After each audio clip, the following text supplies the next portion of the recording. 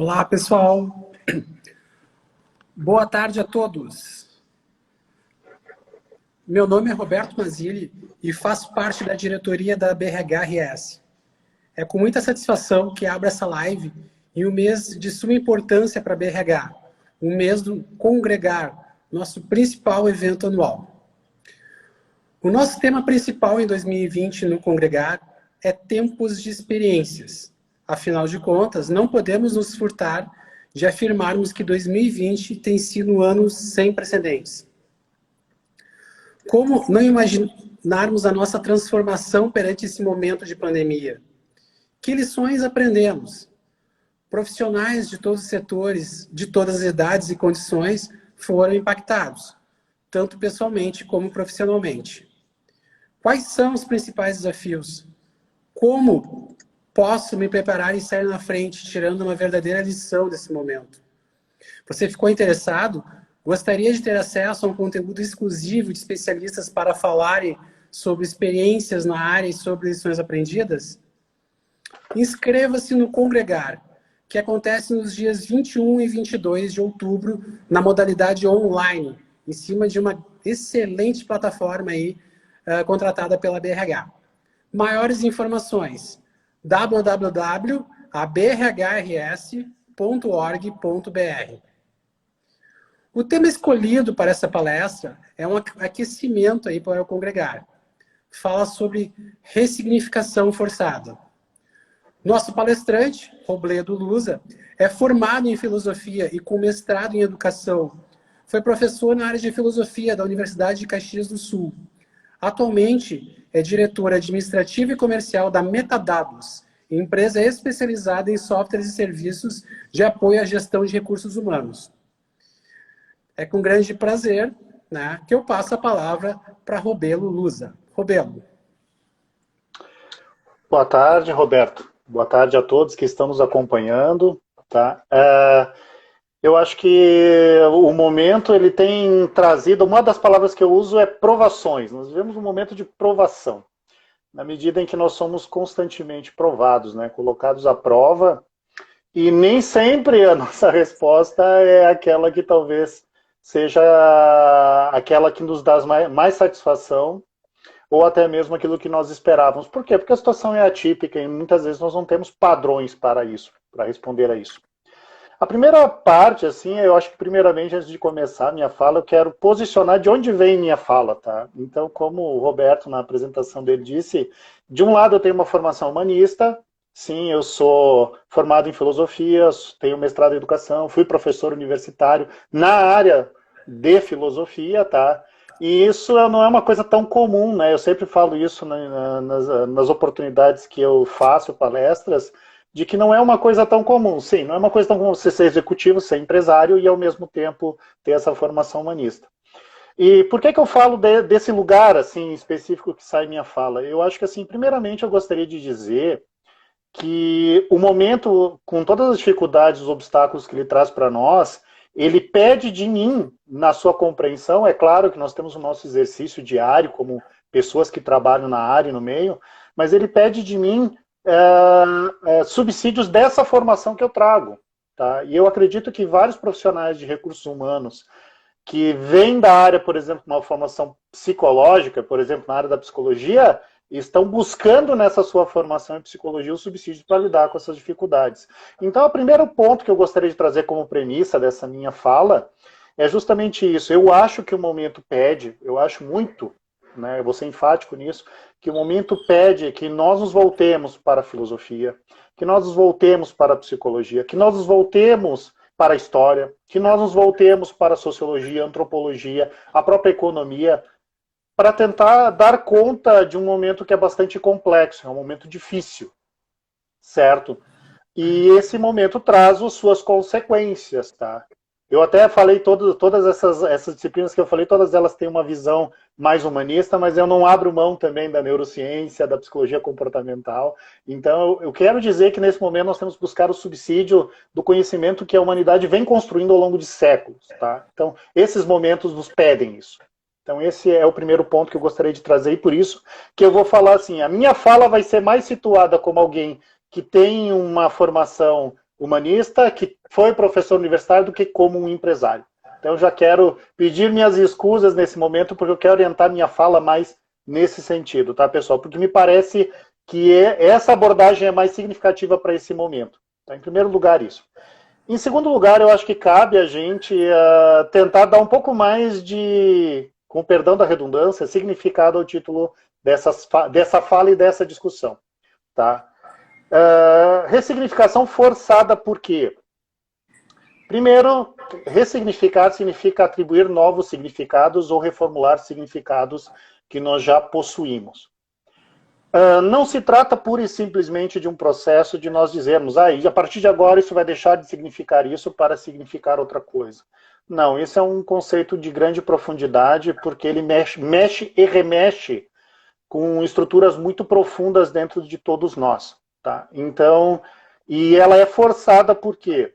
Aí tem uma questão que é importante, eu vou trazer já um subsídio da história. Não é um historiador apenas, vários historiadores falam sobre isso, do papel de acelerador de transformações que executaram ao longo da história fenômenos como guerra, revoluções e pandemias. Esses fenômenos, necessariamente, eu não vou dizer que eles ditam uma tendência, mas eles tendem a acelerar o curso da história para transformações que já estavam em estado latente. Tá? E aí eu conecto isso com ressignificação, porque é importante saber o seguinte, esse processo nunca acontece sem que ele seja, de alguma forma, traumático, às vezes violento, mas sempre traz uma carga de grande tensão. Tá? Então, a ideia de ressignificação forçada se vincula a isso. Outra palavra-chave, né? Reflexões sobre um tempo que não tem tempo. Aqui a palavra-chave é reflexão. Quando eu falei no início, né, dessa minha fala, da importância de trazer filosofia, trazer psicologia, é porque nós temos que, talvez, neste momento, abandonar certas posições um pouco mais superficiais, um pouco mais rasas, e tentar buscar abordagens com um nível maior de profundidade para sustentar a nossa compreensão. Porque ressignificar, o significado, por trás do significado, é a ideia de compreensão de mundo. Como que nós compreendemos, como nós interpretamos a realidade, como nós interpretamos esse mundo que nós vivemos hoje. E por último, tempo que não tem tempo é um trocadilho. É tempo pensado como época e tempo pensado como tempo do relógio. Então nós vemos uma época de aceleração e de um lado ela é acelerada não somente pelo processo de transição e de pandemia, mas nós já vínhamos numa rotina bastante acelerada. Tá? Isso já era um fato que todos nós vivenciávamos. Então, quando eu falo reflexão e tempo que não tem tempo, o tempo acelerado, se preferirem, nós estamos falando de um tempo que não dá condições para nós pararmos e pensarmos sobre a nossa realidade. Então já faço esse convite para vocês. Nós temos que parar e olhar para a nossa realidade, olhar o que está acontecendo e tentar dar o significado para as coisas que estão acontecendo. Tá? E o tempo que não tem tempo é isso. De um lado é uma época, sim, de tempo acelerado, uma época que vive uma transformação, isso tende a acelerar nossas compreensões, mas ao mesmo tempo, como nós fazemos para lidar com isso? Então essa é a provocação inicial. Então eu queria primeiro situar meu lugar de fala e na sequência falar um pouquinho sobre o título da palestra. Eu vou avançar um pouquinho mais, tá, pessoal, agora. Eu peço a escusa de vocês, porque eu vou ler alguns materiais, tá? Eu vou fazer primeiro 2 notícias, eu vou trazer, tá? Que eu acho que são importantes para a gente contextualizar o que está acontecendo. Tá? A primeira, ela foi publicada no dia 6 de setembro de 2020, no jornal Estado de Minas, tá? E o título é Pandemia expõe vírus da ansiedade, pânico, depressão e insônia. Disparada de buscas via web e da venda de remédios para distúrbios psíquicos na quarentena revela que saúde mental de brasileiros sofre sob o coronavírus. Eu vou ler só os 2 primeiros parágrafos. Os sinais de que a pandemia mexeu não apenas com o corpo, mas com a cabeça dos brasileiros estão no ar. Nas farmácias, na internet e nas redes sociais. No ambiente virtual, eles se revelam sob a forma da escalada na procura por assuntos e substâncias como os relacionados à dificuldade para dormir, que cresceram quase 1,5 vezes no mais conhecido motor de busca da web. No mundo físico, esses indícios se concretizam sob a forma da disparada das vendas de medicamentos das classes dos ansiolíticos, hipnóticos, estabilizadores de humor ou antidepressivos, que aumentaram, em alguns casos, até 80%. uma realidade que agravou o quadro de parcela da população já adoecida mentalmente, como revelam dados do Ministério da Saúde. 2 pontos. Acrescente na busca, acrescente no consumo de remédios. E a última frase, uma realidade que agravou o quadro de parcela da população já adoecida mentalmente. Tá? Guardem esse agravou. Tá? Aí tem uma matéria que saiu no site da Fiocruz, que diz o seguinte. Vou ler só o primeiro parágrafo. A mudança brusca de rotina que a pandemia causou na vida e no trabalho das pessoas trouxe impacto também para a saúde mental. É o que mostra um estudo realizado pela Universidade do Estado do Rio de Janeiro e publicado pela revista The Lancet, que eu não sei se vocês conhecem, uma das revistas mais prestigiadas hoje no mundo. De acordo com o artigo, os casos de depressão aumentaram 90% e o número de pessoas que relataram sintomas como crise de ansiedade e estresse agudo mais que dobrou entre os meses de março e abril deste ano.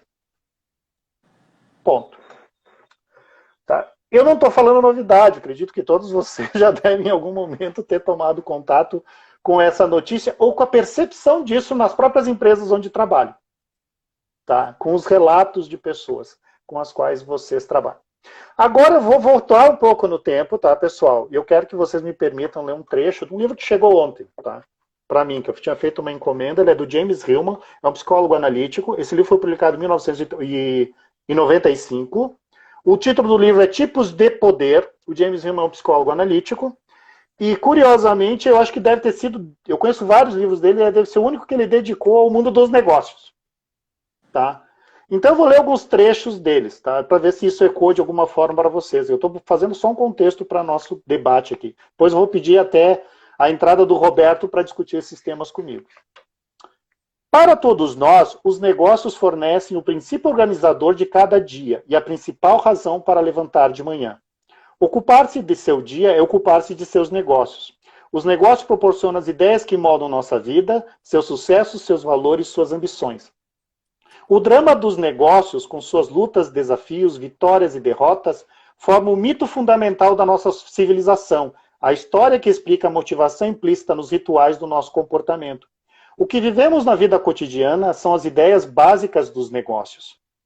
Ganhar, gastar, poupar, produzir, avaliar, possuir, vender.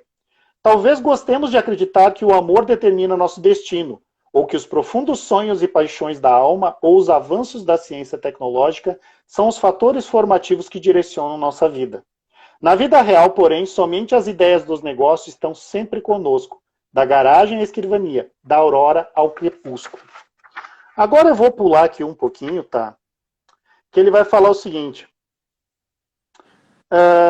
As ideias do mundo dos negócios, tais como bens, troca, custo, mercado, demanda, lucro e propriedade, podem ter partido originalmente de simples barganhas e acordos comerciais para tornar-se conceitos abstratos. Agora estão enraizadas como entidades independentes, tomaram corpo e se transformaram em um organismo muitíssimo complicado chamado economia, que abarca o mundo todo. Os negócios, conforme definidos pelas ideias do capitalismo ocidental, tornaram-se a força básica da sociedade humana e, como todo monoteísmo, eu grifei essa palavra, ela não está grifada aqui, mas eu grifei, proclamam uma fé fundamentalista em seus dogmas. Os negócios venceram tudo o que havia em seu caminho. E a economia difere de outros impérios mundiais, não dependendo de legiões romanas ou encouraçados britânicos, de polícia secreta ou estoques de armas nucleares. Seu poder, assim como o das religiões, interiorizou-se, governa através de meios psicológicos. A economia determina quem está incluído e quem está marginalizado, distribuindo os prêmios e os castigos da riqueza e da pobreza, do privilégio e da exclusão. Por ser a interiorização de suas ideias um fenômeno tão inquestionável e universal, é na economia que reside o inconsciente contemporâneo e onde a análise psicológica se faz mais necessária. Tá. Agora eu vou fazer uma pausa, né, nessa questão, porque eu tenho um outro trecho que eu vou ler também, daí para poder dar essa base, mas eu vou fazer o seguinte, tá? Vou fazer uma brincadeira. Aqui não estou querendo questionar ninguém, tá? Todos nós temos acompanhado inúmeras lives, né? Inúmeras lives, palestras virtuais, assistindo, lendo material, lendo artigo, eu, assim como vocês. E frequentemente vocês devem ter escutado, eu fiz uma lista, até limpei minha lista, mas fiz uma lista, eu vou ler para vocês alguns itens.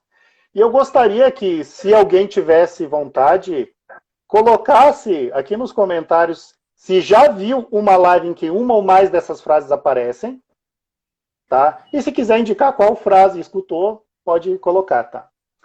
Vivemos um novo normal. Precisamos mudar o mindset. Cada crise traz uma oportunidade. Feito é melhor que perfeito. Precisamos aprender a desaprender. É preciso pensar fora da caixa. Precisamos ter propósito. Os erros são uma oportunidade de aprendizagem. O que a lagarta vê como fim, a borboleta vê como começo. Precisamos ser protagonistas do nosso futuro. As novas tecnologias são, mais do que uma ferramenta, uma nova cultura. Aí vem Darwin. Não é o mais forte, mas sim o mais apto que sobrevive. E hoje as empresas devem ser human to human. Gente, eu não estou dizendo que isso está errado. Eu não estou dizendo que não existe uma verdade por trás de cada citação dessas. Mas o que eu percebo frequentemente é que nós esperamos resolver a vida e compreender um mundo complexo com frases feitas, tá? E quando eu falo em convite a uma reflexão, se eu for pegar o texto do James Hillman e considerar ele numa perspectiva um pouco mais profunda, nós vamos perceber o seguinte: será que eu simplesmente dizer para as pessoas precisamos mudar o mindset vai ajudar a lidar com a ansiedade e a depressão desse período? Será que é suficiente isso? Quando nós olhamos as questões. Mas antes de passar a palavra para o meu amigo Roberto, que está aqui nos escutando, eu vou pedir mais uma vez a permissão de vocês para ler um trecho, e vai ser um trecho meio longo. Mas eu achei tão impactante, tá? E eu não estou... Gente, uma coisa que eu acho que é importante, eu estou trazendo algumas referências, poderia ter trazido outras, estou trazendo especificamente da psicologia, tá? Eu estou trazendo essa referência, eu não estou trazendo a verdade, eu estou trazendo ângulos para a gente poder discutir certos problemas que tem muitos ângulos, tá? E isso me chamou muito a atenção, esse texto. Ele é de 1937, então eu vou ler para vocês um texto, que é um trecho relativamente longo, de 1937. Ele é da psicanalista alemã, mas radicada nos Estados Unidos, Karen Horney, tá? E está no livro dela, cujo título é A Personalidade Neurótica do Nosso Tempo. Tá? Sui generis, né? Significativo o título. Então, vou lendo. Certas dificuldades típicas inerentes à nossa cultura refletem-se como conflitos psíquicos na vida de todos os indivíduos e, acumulando-se, podem conduzir à formação de neuroses. O princípio da competição individual é o fundamento econômico da cultura moderna. O indivíduo isolado deve lutar com outros indivíduos do mesmo grupo, procurando superá-los e, muitas vezes, afastá-los do caminho. A vantagem de uns significa a desvantagem de outros, e como consequência psíquica dessa situação, estabelece-se uma difusa tensão hostil entre os indivíduos. Cada um é concorrente real ou potencial dos demais, situação que claramente se manifesta entre os membros de uma mesma classe profissional, sejam eles corretos ou não nos seus atos, ou tendam a disfarçar a situação real com uma amável deferência para com o próximo. Não obstante, deve sublinhar-se que a competição e a hostilidade potencial que encerra saturam todas as relações humanas e, de certo, constituem fatores predominantes nos contatos pessoais. Dominam os vínculos entre homem e homem, mulher e mulher, e impactam profundamente a possibilidade da criação de amizades sólidas, seja seu objeto a popularidade, a competição, a atração ou qualquer outro valor social. Como já indicamos, perturbam ao mesmo tempo as relações entre homens e mulheres, não só enquanto se refere à escolha do companheiro, como na luta contra ele para alcançar superioridade. Saturam também a vida escolar e, mais terrivelmente ainda, minam a situação familiar, de modo que geralmente a criança é inoculada com este germen a partir do próprio começo da vida. A potencial tensão hostil entre os indivíduos engendra constante temor pela possível hostilidade dos outros, reforçado pelo medo de que esses se vinguem da própria hostilidade de cada um. Outra importante fonte de medo no indivíduo normal reside na perspectiva do fracasso. O medo do fracasso tem fundamentos reais, pois as possibilidades de perder superam normalmente as de vencer. E numa sociedade competitiva, os reveses condensam a frustração real das necessidades pessoais. Outro motivo pelo qual o êxito é um espectro tão sedutor reside na sua repercussão sobre o autoapreço. Não são apenas os outros que nos julgam segundo o grau do nosso êxito. Também a nossa própria autoestima se ajusta a idêntico padrão. Em conformidade com as ideologias dominantes, os triunfos devem-se a méritos intrínsecos, ou, em termos religiosos, apresentam sinais visíveis da graça de Deus, mas dependem, na verdade, de uma série de fatores fora do nosso alcance. Circunstâncias fortuitas, desonestidade e outros do mesmo teor. Não obstante, sob a pressão da ideologia imperante, até a pessoa mais normal se vê constrangida a sentir-se valiosa quando obtém êxito e a menosprezar-se quando fracassa. Desnecessário será dizer que essa situação fornece uma escassa base para o autoapreço. Bom, vamos recuperar aqui um pouco a ordem daquilo que eu tinha falado. Comecei trazendo duas matérias falando do aumento da ansiedade e da depressão, que são noticiadas no tempo de pandemia. E daí eu busquei uma referência do James Hillman, falei daquelas frases que normalmente nós usamos e vemos nas nossas conversas, inclusive no meio de recursos humanos, e trouxe agora uma referência um pouco mais longa da Karen Horney, de 1937. Tá. Primeiramente, eu gostaria de dizer o seguinte, como eu falei antes de ler esse texto, eu não acho que aqui nós tenhamos verdade. Nós teremos o quê? Insights para fazer uma análise da sociedade. Mas eu acho que a primeira questão, quando nós vamos fazer uma reflexão mais objetiva, é perceber o seguinte. Nós falamos antes e nós falamos o pós-pandemia. Tá? O que quer dizer o antes? Nós tínhamos uma vida antes, agora nós temos a pandemia e depois vamos ter o pós-pandemia. Tá? Aqui eu tenho uma crítica quando a questão do pós-pandemia, porque às vezes até as pessoas me questionam, Robledo, como será o mundo pós-pandemia? Ele tem palestra pós-pandemia, daqui a pouco tem livro publicado pós-pandemia. E eu não estou dizendo que as pessoas não possam vislumbrar isso, nós não possamos fazer esse exercício especulativo. Mas a minha opinião é um pouco mais dura, porque eu acho assim, nós temos pouca ou escassa compreensão do passado próximo, pouca compreensão do presente e temos uma pretensão de saber o que vai ser o futuro. Tá? Então eu diria que aqui cabe um alerta. Tá? Mas o ponto que eu estou querendo trazer aqui é o seguinte, quando nós falamos do pós-pandemia, parece que antes da pandemia estava tudo bem. Sabe? Então, parece que o pós vai ser a salvação da lavoura, vai ser onde tudo... É óbvio que nós estamos vendo uma situação de forte pressão psicológica, e aí a tese que eu às vezes defendo, mas de forma que eu vou dizer para vocês que ela não é uma tese formal, é uma tese informal, tá? É a seguinte, a pandemia, ela, como doença, ela não é uma doença tão grave, tá? Ela seria uma doença de fácil manejo, embora tenha fatalidade. Mas ela amplifica as fragilidades de uma sociedade que possivelmente já estava fissurada. Certo? Ela se transformou num processo de amplificação de problemas de uma sociedade que vivia já com algumas crises em estado latente. Tá? Então, é nesse sentido, assim, para abrir minha fala e até para permitir a participação também do Roberto, que eu quero contextualizar para dizer que aquele chamado à reflexão, aquele chamado à filosofia, o chamado à psicologia, o chamado a discussões entre nós, que nós possamos buscar cada vez mais nos instruir, buscarmos uma abordagem maior, porque parece que é isso que está pedindo.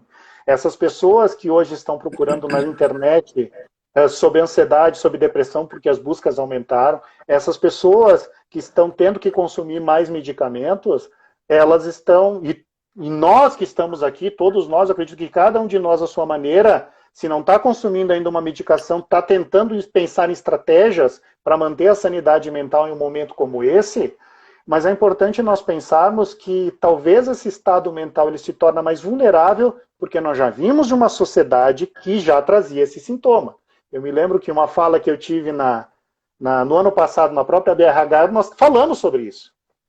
Que o nível de estresse, o nível de ansiedade das pessoas já vinha sendo observado como não crescendo. Então, eu acredito que simplesmente nós posicionarmos a nossa realidade como antes, durante ou pós-pandemia, talvez não seja uma abordagem suficientemente ilustrativa para nós discutirmos a situação que nós vivemos hoje. Então, basicamente são esses aspectos que eu gostaria de colocar à guisa de introdução, trazer o Roberto aqui para essa nossa discussão, né? E eventualmente, se alguém quiser colocar um comentário ali, fiquem à vontade, quiser fazer alguma pergunta ou acrescentar alguma coisa, fiquem à vontade, tá? Na live. Bom, eu acredito que, apesar de se passarem só alguns minutos, tu trouxe muita coisa para a gente discutir aqui, né? Cada ponto que tu trouxe aí seriam horas falando, assuntos realmente que dá para a gente refletir um monte sobre isso. Quando tu colocaste, então, a questão das perguntas, eu vi aqui que o pessoal, a maioria botou todas, e realmente, né, quem é que não participou? Eu acho que tinha, assim como estratégia de retomar, fazer com que as pessoas tentassem se organizar melhor internamente, algumas dicas, né, para se tu conseguir focar nos teus medos, né, a fase do medo, a gente tem um primeiro medo da pandemia, depois a gente acaba aceitando, depois a gente pensa em como é que a gente vai sair disso, quais são as ações que vão minimizar a nossa ansiedade. Tinha receitas aí, tem receitas, né? Eu acho que muitas das quais realmente funcionam. Mas eu acho que aí também é quase que um espelho, né? Isso fez com que a gente acabasse enxergando muito do nosso eu.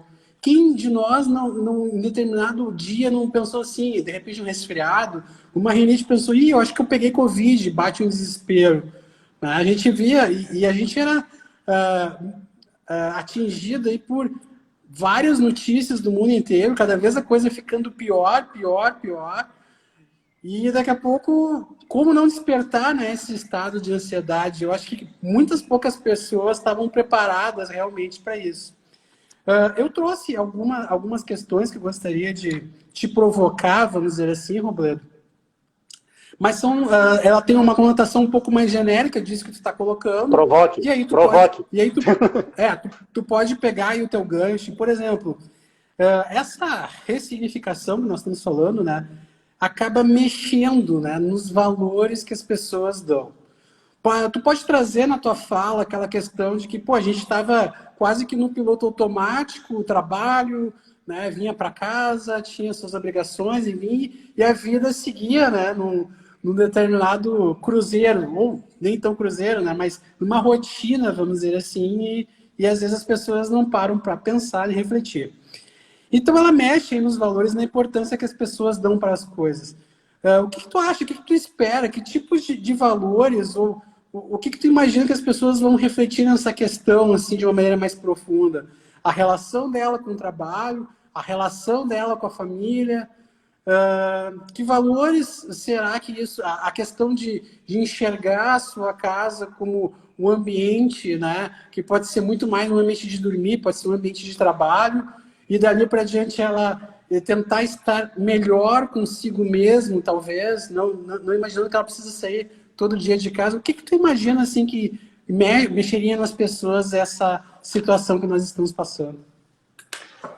Roberto, eu acho assim que os efeitos,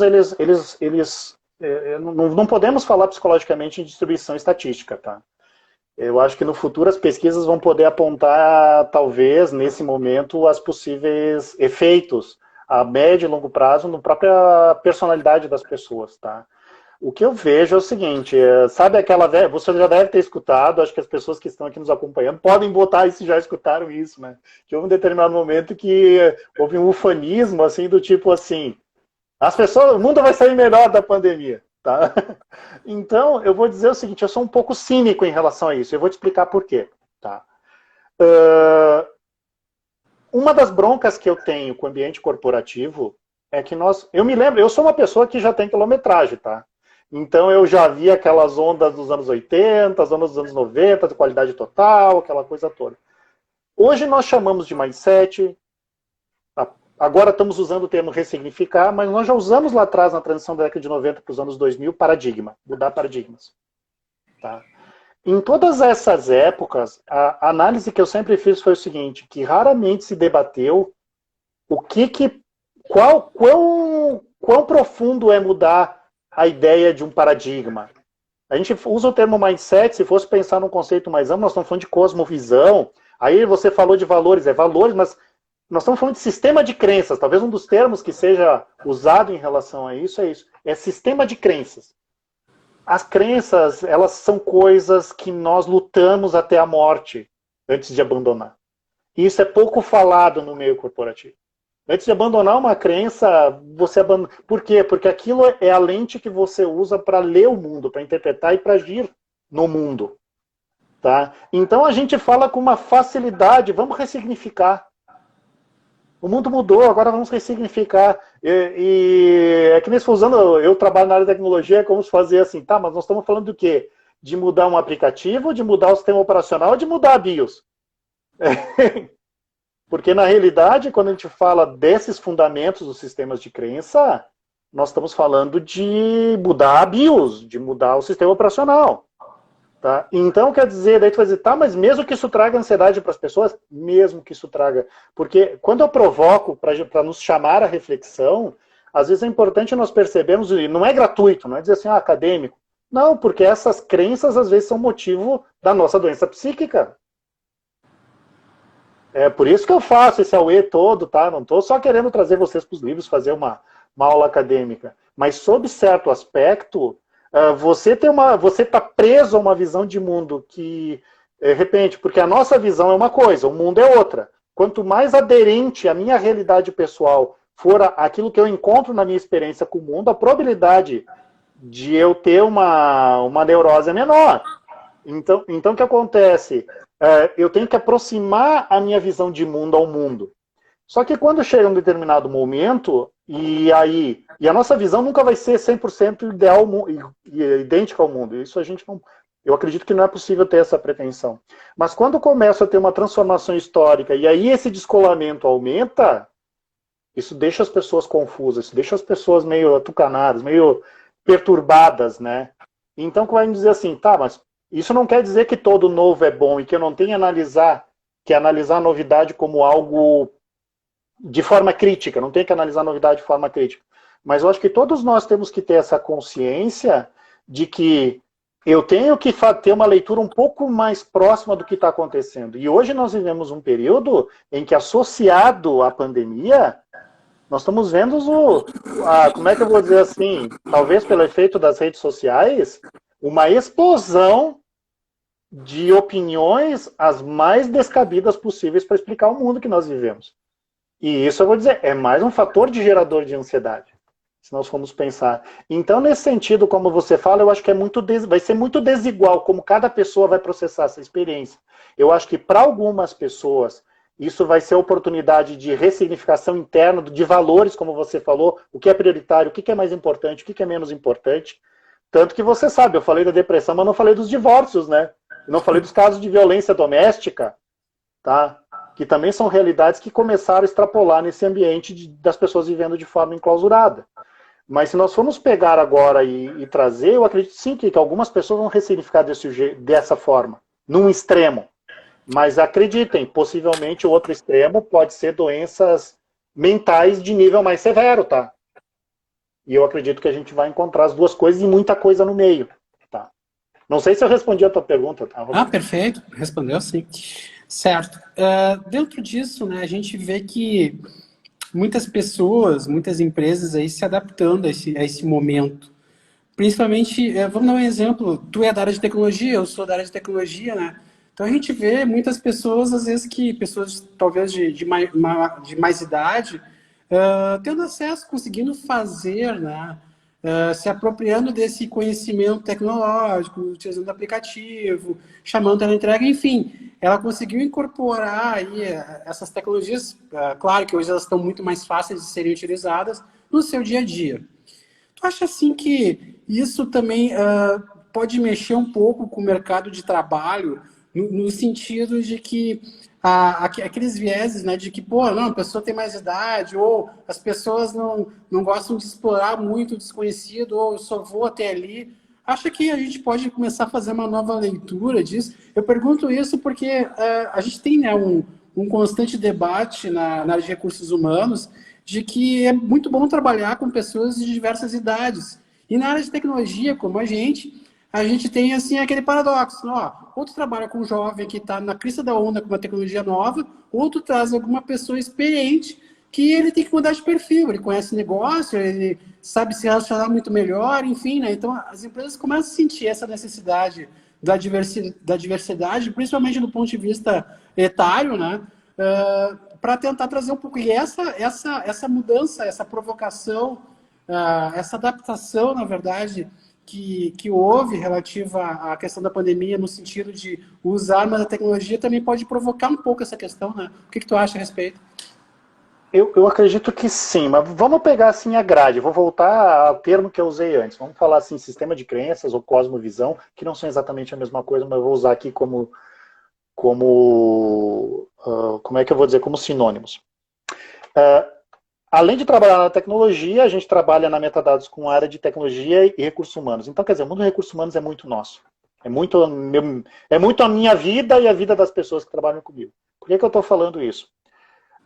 Porque a gente é conhecedor, e eu até pela minha experiência profissional pregressa, e quando olho as pessoas com as quais eu trabalho também, a gente sabe a dificuldade que a área de recursos humanos tem, às vezes, para trazer certas concepções, e essas concepções sempre entram em choque, às vezes. Então, a gente sabe muito bem que a área de recursos humanos, tradicionalmente, ela vem tentando, ao longo de décadas, ser reconhecida, primeiramente ser reconhecida no seu valor, e, em segundo lugar, ela poder ser uma porta de entrada de inovações, mas no nível de visão de pessoas, de concepção de como a gente deve ver o ser humano.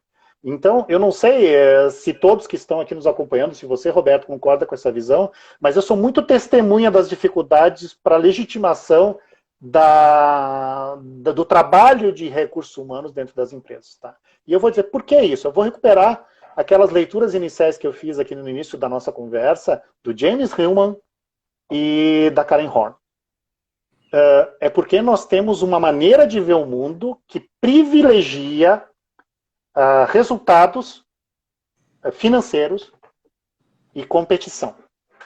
Se eu for pegar a abordagem desses dois autores, talvez sintetizando até de uma forma muito simplória, mas basicamente é isso.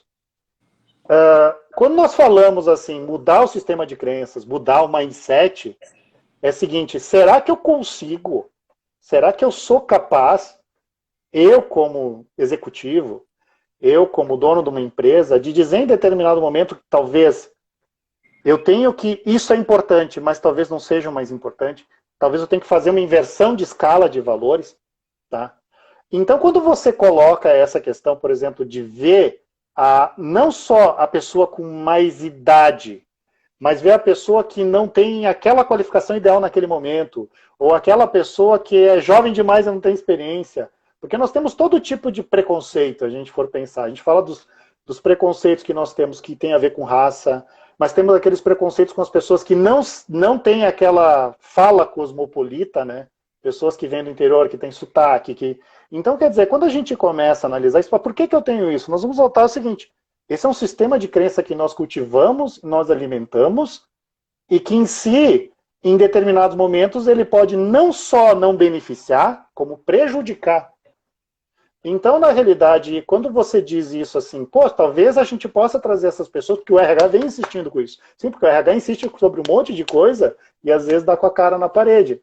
Então, quando nós falamos sobre isso, e essa está sendo uma oportunidade, mas eu acredito que a transformação ela é mais longa nesse sentido, nós temos que entender o seguinte, mas afinal de contas, o que é ser humano? Quais são as contribuições que o ser humano pode ter? Quais são os ganhos que eu posso ter nesse ecossistema aqui? E quando a gente fala de ganhos, é óbvio que existem ganhos que não são contábeis, não são contabilizados. Né? O que eu posso aprender com uma pessoa que tem uma deficiência? Isso é um ganho não contabilizável. A gente, pegando pela ótica da produtividade, não. O cara pode não trazer a produtividade que eu quero. Ah, mas se ele trouxer a produtividade e tiver a deficiência, tudo bem. Tá, mas será que o único ângulo possível que a gente pode pensar o ser humano é esse? Quando a gente fala de ruptura, de crenças, e eu me lembro que eu não falei já várias vezes, talvez tenha falado até o ano passado na BRH, que quando eu li o livro do Frederic Laloux, Reinventando as Organizações, e eu pensei aquilo na nossa vida, quando eu falo nossa vida, na empresa da qual eu sou executivo, eu percebi o seguinte, cara, o maior desafio disso aqui, para implementar isso aqui, é eu ver se eu consigo mudar. E como executivo da empresa, só que infelizmente o pensamento que às vezes é mais comum entre os executivos é o seguinte, precisamos mudar essa nossa equipe. Precisamos mudar o mindset da equipe. Não, gente, nós temos que mudar todo mundo. Tá? Porque parece que eu não tenho crenças arraigadas, e isso não é verdade. né, Roberto? Todos nós temos. Ou não, as minhas crenças são boas, as tuas são ruins. Tá? Então, quando eu falo, eu me lembro quando eu dava aula de filosofia, e eu falava, e eu não acho que filosofia é isso, mas um ponto de partida da filosofia é o questionar, é o interrogar. Tá? Então eu digo, por que eu falo isso? Tem muita gente que acha, filosofia é questionar. Não, filosofia é questionar e propor respostas. Quem acha que só questionar não dá trabalho, tá? É um trabalho importante, minto, desculpa. Questionar bem dá muito trabalho, mas não é suficiente. E aí quando eu falava com meus alunos, teve um aluno que uma vez falou para mim assim, professor, mas se o senhor está falando que eu posso botar tudo em questão, que questionar é isso, é colocar as coisas em questão. E colocar as crenças em questão é isso. Pô, eu acredito que isso é importante, vamos colocar isso em questão. E eu dizia, ele me falou, o senhor disse que eu posso colocar tudo em questão, eu posso colocar em questão isso que você está me falando e a sua aula. Eu disse, sim, você pode, com certeza. Só que tem um detalhe aqui. Eu digo, possivelmente você já colocava em questão antes mesmo de colocar os pés aqui dentro. E isso não lhe custa nada. Eu disse, tu quer fazer um exercício de reflexão filosófico valendo? Coloque em questão as tuas crenças primeiro. Porque questionar os outros é fácil, né? Você pegar e dizer assim, eu sou ateu, tu é crente. Eu vou te mostrar que Deus não existe. Bom, isso é fácil. Difícil é tu colocar em questão a tua crença de ser ateu ou tua crença de ser um teísta. Então o exercício, eu coloco isso como uma prática, né? Um exercício filosófico. Se você quer ver se você é uma pessoa realmente que consegue ter um espírito crítico, vamos ver se tu é capaz de colocar em questão as tuas crenças. Não a dos outros, porque isso aí não te custa nada, né? As crenças dos outros, tu já parte do pressuposto que tu quer derrubar elas, então, agora, o custo pessoal de cada um de nós de colocar as nossas principais crenças em questão, gente, aí é complicado. Aí é complicado. É que nem eu chegar para você por exemplo, Roberto, o que para você acha que é o mais importante nesse momento de pandemia? O que você acha que para você foi ressignificado e revalorizado, por exemplo? Tem alguma coisa assim? Eu não sei, desculpa. Se você quiser responder, se não quiser, tudo bem. Sim, sim, sim. Bom, aqui a gente, sobre essa questão, tá? Uma coisa que para nós foi fundamental é estar muito próximo das pessoas que estavam, falando do ponto de vista profissional, né? Atuando na empresa. Então, assim, era live, era perguntar, é um grau de atenção, porque a pessoa já está em casa, muitas vezes, num ambiente novo, com família, com filho, ao mesmo tempo a empresa continua cobrando a produção dela. Então, assim, foi um momento de a gente estar muito mais próximo das pessoas, essa aproximação fez todo mundo meio que se ajudar, né? Perguntar como é que tá, mas realmente não da boca para fora, tentar em algum momento apoiar aquela pessoa, se ela não estiver se sentindo muito bem, ser uma bengala, né, em algum momento para. Então, essa foi uma ação assim que a gente tomou e que também precisa se refletir, né? Por que a gente não fazia dessa maneira já antes se deu um bom resultado, né? Pô, então tu te enxerga que realmente sempre tem algumas coisas para te poder melhorar, né? E essa proximidade realmente aí nos ajudou bastante e a gente quer levar isso, se a gente pudesse falar no pós-pandemia, né? A gente levar isso daqui para frente, né? Foi uma coisa que a gente aprendeu bastante com isso. Então vou pegar teu gancho. Eu até te perguntei uma coisa pessoal, porque as pessoais são mais dolorosas, mas serve essa como exemplo. Imagina eu chegar para ti, e não precisa eu chegar para ti, tu pode fazer esse exercício contigo mesmo, e tu dizer assim, pô, eu sinto que as pessoas, elas realmente têm uma importância grande na nossa vida, a gente tem que valorizar e tem que se aproximar mais das pessoas. É mais ou menos isso que tu quiseste dizer, né? Sim, sim. Tá, e eu dissesse para ti, tá, mas por que tu pensa isso? Tu entendeu? Então, quer dizer, o esforço que você tem de colocar essa crença e cada vez mais dar justificação para ela e conseguir construir argumentos que defendam a sua crença, isso é colocar a sua crença em questão. Tá? Esse esforço é colocar as crenças em questão. Então, por que eu vou retomando lá no início da nossa conversa? Você entendeu por que, na minha opinião, quando eu digo simplesmente você tem que mudar o mindset, isso é uma coisa que pode dizer muito, mas dizer pouco, dependendo do contexto? Se eu disser para você, você tem que aprender a ressignificar. Pode dizer muito, mas pode dizer pouco? Claro. Porque, na realidade... Inclusive, pode falar.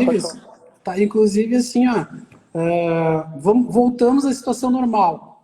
Pós-pandemia, não tem mais aquela receio. Como é que tu vai agir? Tu vai agir... Exatamente. Né?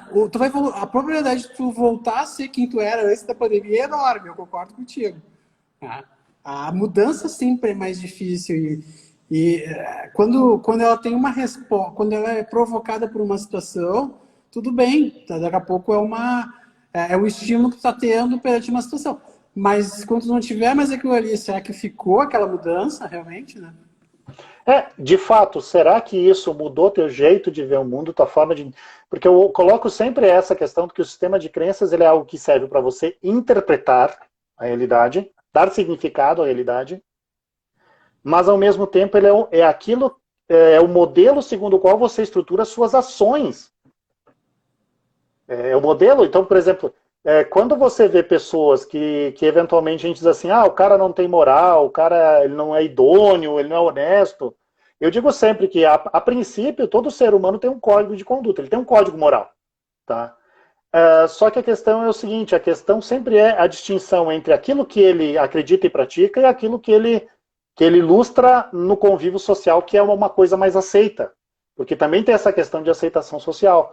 Então, quando nós pegamos e projetamos essas nossas visões, a verdade é que a nossa ação, o pessoal adora falar, né? Aí eu estou dando uma interpretação para um princípio também que é um chavão, né? Que as pessoas aprendem pelo exemplo. Não, nem sempre aprendem pelo exemplo. Mas o exemplo, ele é um excelente indicativo da maneira como aquela pessoa pensa o mundo. Porque ele é algo externo. Mas isso não quer dizer que psicologicamente não há pessoas que ajam bem à vista de todas e não ajam bem quando estão num momento mais privado. Tá? Mas, de qualquer forma, esse é o desafio, a gente interiorizar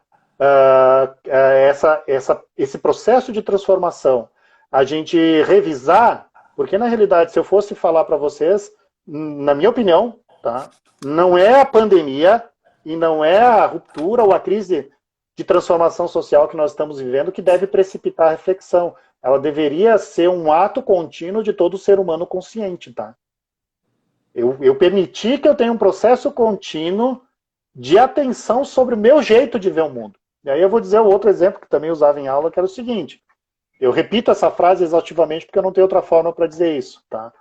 Eu digo assim que normalmente nós seres humanos, como é que nós pensamos as nossas percepções do mundo?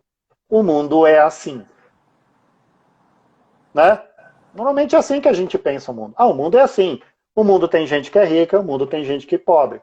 O mundo tem isso, o mundo tem aquilo. Se eu quiser ter uma carreira, eu tenho que estudar. Se eu quiser fazer tal coisa, eu tenho que fazer tal coisa. Se eu for mais bonito, eu vou ter mais êxito. O mundo é assim. Só que, na verdade, se eu for pegar a ótica disso tudo que nós estamos falando, a frase correta não é o mundo é assim, é a maneira segundo a qual eu interpreto e atuo neste mundo é essa. E é essa forma específica que eu criei, essa minha representação do mundo, que eu tenho que submeter continuamente à crítica. O que é a crítica? Bom, quando eu estou estudando, eu estou submetendo ela à crítica, eu estou trazendo novos subsídios, estou reavaliando. Agora, se eu quero o tempo inteiro trazer coisas que só vão cada vez mais afirmar meu ponto de vista, eu, contrariamente à expansão que eu deveria ter para adequar cada vez mais minha visão de mundo à realidade, ela vai ter um estreitamento, né? Porque eu cada vez mais começo a me fechar na minha posição. Olha, tudo confirma o que eu acredito. Tudo está confirmando o que eu acredito. Né? Que eu vejo, inclusive, por exemplo, as redes sociais, né? A teoria das bolhas nas redes sociais. Exatamente. Então, ela é muito preocupante porque ela te coloca numa zona de conforto, exatamente nisso que você está comentando, né? De eu começar a só ver o que eu acredito, o que eu gosto, o que eu sinto, e ali eu me sinto confortável e eu vou retroalimentando aquilo ali cada vez mais. E minha visão de mundo fica muito míope. Tá?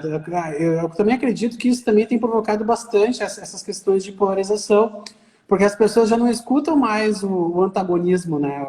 A opinião antagônica sua. Não, lá tu critica, mete pau adoidado e vai só replicar aquilo que tu acha dentro da tua visão, muitas vezes limitada daquilo que tu sabe, ou gosta, ou aprendeu. Eu vou dar um exemplo assim, sobre isso, pegando bem o gancho que você falou. Sim, ó, você tem um grupo que até que eu acompanho no Facebook, que é Curiosidades Históricas e Geográficas. Então, volta e meia tem artigos, conteúdos e tal. Agora você vai lendo os comentários, alguém posta alguma coisa positiva lá que se fazia na União Soviética.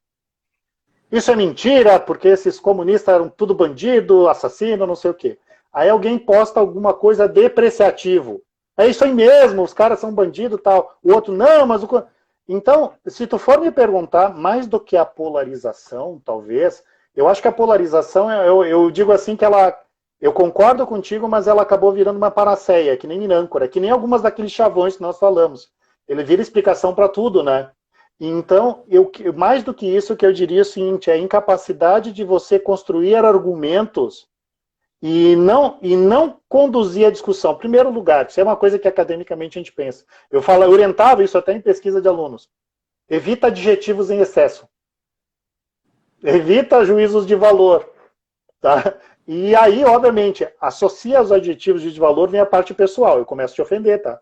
Tu não acredita como eu, começo a dizer, não, mas tu é burro, tu é ignorante, tu é não... Então, quer dizer, quando a gente pega isso, a gente vai dizer o seguinte, não, o problema é a polarização. Não, o problema é a incapacidade das pessoas, elas não estão nem preparadas e nem têm disposição para o debate. Preparadas por quê? Porque elas não sabem colocar um argumento. E número 2, elas não estão dispostas a aprender a fazer um argumento. Porque, na realidade, a minha intenção, e aí vem uma questão que é antiga, tá? Se você reparar na história, toda vez que existem conflitos entre diferentes, a história revela que o ser humano adotou uma ou mais de 3 possibilidades. A primeira, diálogo. Você pensa diferente de mim, eu penso diferente de você, nós vamos ter que encontrar um jeito de conviver. 2, dominação. Eu penso de um jeito, você pensa de outro, você vai ter que mudar o seu jeito de pensar. 3, extermínio. Eu penso de um jeito, você pensa de outro jeito, você não tem direito de existir. Tá? E então, nesse sentido, quando a gente fala das bolhas, é mais ou menos isso, porque o que uma bolha espera é o extermínio da outra ou a dominação da outra. Tá? E aí eu vou dizer, tem gente maluca nesse mundo? Tem gente maluca nesse mundo, e não é pouca, tá? Mas eu ainda me recuso a acreditar que a grande maioria ela sejam pessoas que não sejam permeáveis ao diálogo, à argumentação e ao bom senso. O fato de serem permeáveis não quer dizer necessariamente que nesse momento elas estejam com bom senso, tá? Mas eu acredito sim que as pessoas acabaram se entusiasmando nessa história e todo mundo virou historiador, e todo mundo virou cientista político, e todo mundo virou economista. Então a gente tem que escutar um pouco também, a gente tem que parar para aprender, né? Todo mundo tá... Eu vejo assim, quando eu vejo nas redes sociais, assim, às vezes eu leio os comentários, eu falo sempre, né? As redes sociais para mim é um laboratório antropológico, eu vou lá para ver o estado, como a coisa tá. Sim. E aí eu vejo os comentários, às vezes até tu vai lá e bota um comentário, mas na maior parte das vezes eu fico desestimulado, porque eu vejo pessoas que aí não entra a questão se tu tem um grau universitário, se não tem, não é dizer que tu é melhor ou pior. Mas você percebe pelos comentários pessoas que sabem muito pouco sobre um assunto e estão querendo dar uma opinião lacradora. Então, na realidade, uma coisa que talvez a gente tem que estar mais atento nesse momento, além dessa reflexão, eu falo isso já há bastante tempo, desde 2015, quando começou a implodir essa bomba aqui, tá? Eu dizia assim, que o melhor caminho nesse momento é a gente se instruir e se preparar para o debate público, tá? E quando for para o debate público, respeitar o adversário, tá? Eu sei que é difícil, todos nós o sangue sobe, aquela coisa toda, mas é tentar manter o diálogo no nível do argumento, tá? Não no nível da pessoalidade, tá? Só que acontece o seguinte, né?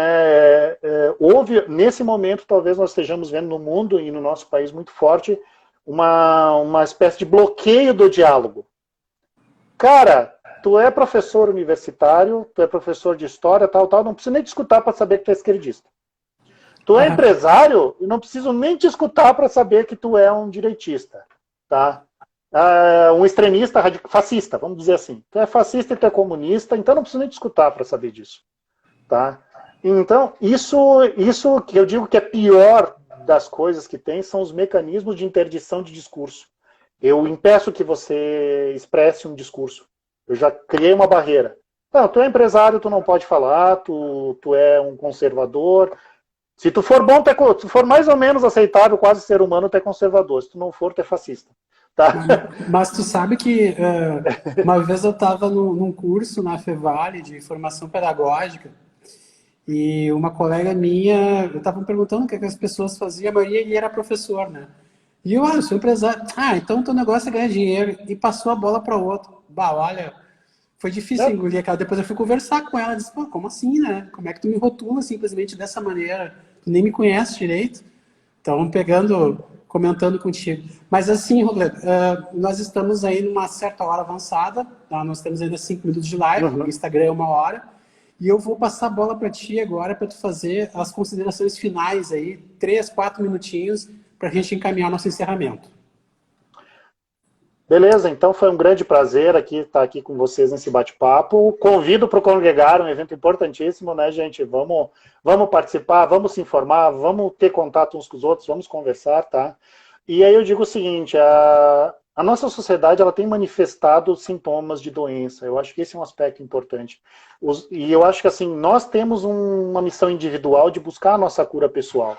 Se cuidar. O que é se cuidar? Fazer exercício, meditar, estudar, ficar com as pessoas que a gente gosta, fazer coisas que a gente gosta. Mas nós temos que entender que muitas vezes parte dessa patologia ela é decorrente de condições sociais sobre as quais nós não temos controle direto nesse momento. Mas nós temos condições coletivamente de procurar uma transformação. Então, se eu for dizer para vocês, não é sigam isso, sigam aquilo, façam aquele outro. Não. Se instruam, aprendam, busquem cavar um pouco mais fundo, vamos sair da parte mais rasa, vamos estudar um pouco mais, vamos buscar aqueles pesquisadores, aqueles teóricos que têm um pouco mais de referência, vamos debater esses assuntos, não que outras coisas não sejam válidas, são, a técnica é válida, as disciplinas que nós temos que aprender são válidas, o dia a dia do trabalho é importante, mas vamos tentar nos aprofundar um pouco mais, vamos aprender, vamos nos instrumentalizar para lidar com a vida e com o mundo como nós estamos vendo, mas também para participar desse debate público que está acontecendo no nosso país. Tá? E por último, agradecer esse espaço, agradecer essa acolhida, né, do Roberto e da própria BRH. Tá? Um abraço e saúde para todos, tá, pessoal? Pessoal, tivemos então a participação do Robledo. Né? Robledo, excelente. Eu acho que todos nós saímos daqui, né, pensativos. Né? Eu acho que quando a gente faz aí essas provocações, aí quando tu encaminhou essas provocações, acho que todo mundo para um pouco para pensar e tenta se enquadrar, né, e ver onde é que eu posso, que bibliografia que eu posso pesquisar, enfim. Até minha sugestão, depois que a gente conseguir encaminhar alguns autores, algumas indicações de leitura para quem gostaria de se aprofundar nisso, gostaria de contar contigo, acho que tu tem uma grande bagagem nisso aí, eu acho que muita gente está interessada, né? Muitas vezes a gente fica muito limitado ao que se posta nas redes sociais, e às vezes são coisas muito raras. A gente precisa praticar um pouco essa questão da leitura. Tá? Gostaria de agradecer a participação de todos e gostaria de lembrar novamente que o Congregar acontece dia 21 e 22 de outubro, né, o maior evento da BRH no ano.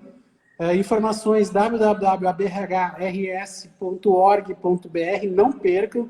Se fez sentido tudo isso que o Roberto comentou, e vocês vão gostar muito, tá? Os palestrantes são fantásticos. Acesse lá o site que vocês vão poder ver todas as palestras que foram preparadas para vocês, tá? Eu tenho certeza que todos vão sair bastante transformados desse momento, e é fundamental, né? Dentro desse cenário que a gente está se encontrando, até para nos energizarmos um pouco mais, levantar a cabeça e seguir em frente. Pessoal, muito obrigado a todos, tenham uma boa tarde e nos vemos. Abraços. Abraço, tchau. Tchau, tchau.